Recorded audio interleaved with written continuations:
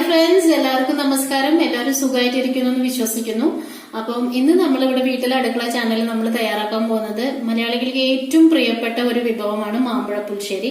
അപ്പം ഈ മാമ്പഴ പുളിശ്ശേരിക്ക് എന്തൊക്കെ സാധനങ്ങൾ വേണം, പിന്നെ അത് എങ്ങനെ എത്രയും പെട്ടെന്ന് തയ്യാറാക്കാം എന്നാണ് നമ്മൾ ഈ വീഡിയോയിലൂടെ ഒന്ന് കാണിക്കാൻ പോകുന്നത്.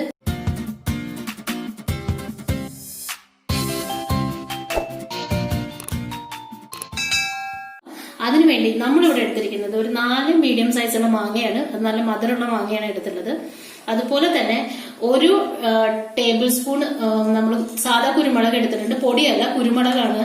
അതുപോലെ തന്നെ മീഡിയം തൈര് എന്ന് വെച്ചാൽ കട്ടി തൈരും അല്ല, നല്ല വെള്ളം പോലുള്ള തൈരല്ല, മീഡിയം ഉള്ള തൈരാണത്. അതുപോലെ അതിലേക്ക് ഒരു അരമുറി തേങ്ങ, അരമുറി ഫുള്ള് തേങ്ങ എടുക്കണം, ഒരു അരമുറി നമ്മൾ ഫുള്ളും ചെരുകിയതാണിത്. പിന്നെ 3 ടേബിൾ സ്പൂൺ വെളിച്ചെണ്ണ, ജീരകം, മഞ്ഞൾപ്പൊടി, കടുക്, ആവശ്യത്തിനുള്ള ഉപ്പ്, പിന്നെ വറ്റൽമുളക്, കരിവേപ്പില, പച്ചമുളക്, വെളുത്തുള്ളി, ഇഞ്ചി കുഞ്ഞി കഷ്ണം മതി, വെളുത്തുള്ളി ഒരു 5 എണ്ണം മതി, അതൊരു ടേസ്റ്റിന് വേണ്ടി മാത്രമാണ്. അപ്പൊ നമുക്ക് ഇനി ആദ്യം പറഞ്ഞതെന്താന്ന് വെച്ചാൽ നമ്മൾ ഈ മാങ്ങയുടെ തോലിയൊക്കെ എടുത്തിരിക്കണം. നമ്മളിവിടെ എടുത്ത മാങ്ങയുടെ ഞാൻ തോലിയൊക്കെ എടുത്ത് കഴുകി വെച്ചുള്ള മാങ്ങയാണ്. അപ്പം ഈ മാങ്ങയൊന്നും നമ്മൾ മുറിച്ചെടുക്കണം. അതുപോലെ തന്നെ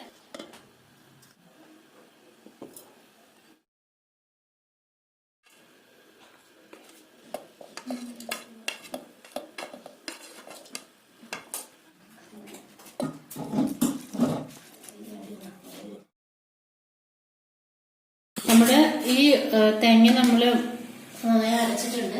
അപ്പൊ നമ്മൾ പ്രത്യേകം നോക്കുക, നന്നായി അരിഞ്ഞിരിക്കണം അത്.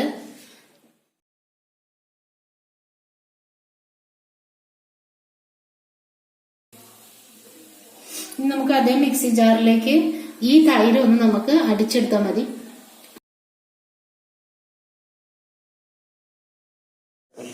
ഇനി നമുക്ക് ഈ കട്ട് ചെയ്ത മാങ്ങ നമുക്കൊന്ന് വേവിച്ചെടുക്കണം. അപ്പൊ അത് നമ്മൾ ഒരു പാത്രത്തിലേക്ക് ഇട്ടിട്ട് അതിലേക്ക് കുറച്ച് വെള്ളവും മഞ്ഞൾപ്പൊടിയും ചേർത്തിട്ട് നമുക്കിത് വേവിച്ചെടുക്കാം.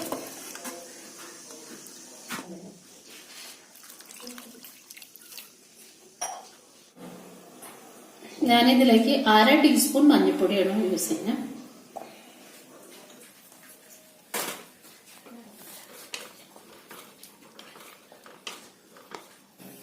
അതിനൊപ്പം തന്നെ അതിന്റെ കൂടെ തന്നെ നമുക്ക് 1 സ്പൂൺ ഉപ്പും കൂടി ഇടാം. അപ്പൊ ഈ മാങ്ങയിലേക്ക് ഉപ്പ് പിടിച്ചു വരും. ഈ മാങ്ങ ഒന്ന് തിളച്ച് ഈ മാങ്ങ ഒന്ന് വെന്ത് വരട്ടെ. നമ്മുടെ മാങ്ങ നമുക്കൊന്ന് നന്നായി വെന്തിട്ടുണ്ട്, നമുക്ക് ഇതിൽ തന്നെ കാണാം. ഇനി നമുക്ക് എന്താ ചെയ്യേണ്ട അടുത്തെന്ന് വെച്ചാൽ നമ്മൾ അരച്ചു വെച്ച് ഈ അരപ്പ് നമുക്ക് ഇതിലോട്ട് ചേർക്കാം.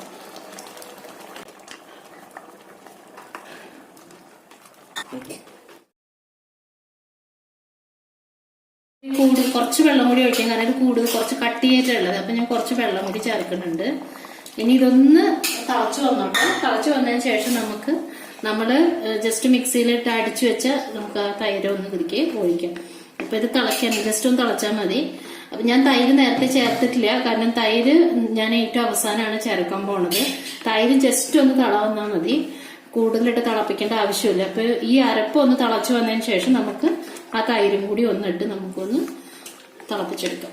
ഈ സമയത്ത് നമുക്ക് ഇതിലേക്ക് ഉപ്പോ എരിവോ എന്തെങ്കിലും ചേർക്കാന്നെങ്കിൽ ചേർക്കാന്നുള്ളൂ. അപ്പൊ ഈ സമയത്ത് നമുക്ക് ഇതിലേക്ക് ഉപ്പുണ്ടോ എന്നും കൂടി നോക്കാം.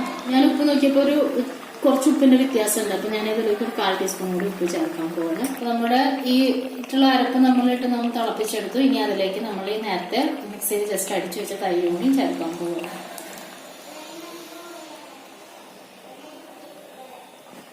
അപ്പം തൈര് ചേർത്തതിന് ശേഷം നിങ്ങൾ സ്റ്റവിന് ഇത് ലോ ഫ്ലെയിമിൽ ഇട്ടിട്ട് വേണം ഒന്ന് ജസ്റ്റ് ചൂടാക്കി എടുക്കാനായിട്ട്. അപ്പൊ അതൊന്ന് ശ്രദ്ധിക്കുക. ജസ്റ്റ് ഒരു തള വന്നാൽ മതി എന്ന് ഞാൻ പറഞ്ഞല്ലോ. അപ്പൊ ലോ ഫ്ലെയിമിൽ ഇട്ടിട്ട് ജസ്റ്റ് ഒന്ന് തിളച്ചിട്ടുണ്ട്. ഇനി നമുക്കിത് മാറ്റി വെക്കാം. മാറ്റി വെച്ച് നമുക്കതിന് കടുക് ഇറക്കാം. നമുക്ക് താളിക്കാനായിട്ട് നമ്മൾ എടുത്തു വെച്ച എണ്ണ അതിലേക്ക് ഒഴിക്കാം.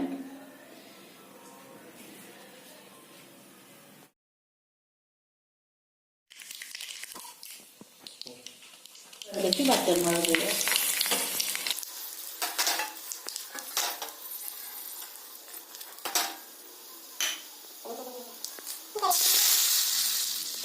ഇത് നമ്മള് ഈ തളിച്ചു വെച്ചത് ചൂടാറിയിട്ടുണ്ട്. ഇനി ഇത് നമുക്ക് ചൂടാറിയത് നമുക്ക് ഇതിലോട്ട് ഒഴിക്കാം. അങ്ങനെ നമ്മളിവിടെ മാമ്പഴ പുളിശ്ശേരി റെഡി ആയിരിക്കുകയാണ്. നിങ്ങളും തീർച്ചയായിട്ടും നിങ്ങളുടെ വീട്ടിൽ ഇത് ഉണ്ടാക്കാൻ ശ്രമിക്കുക.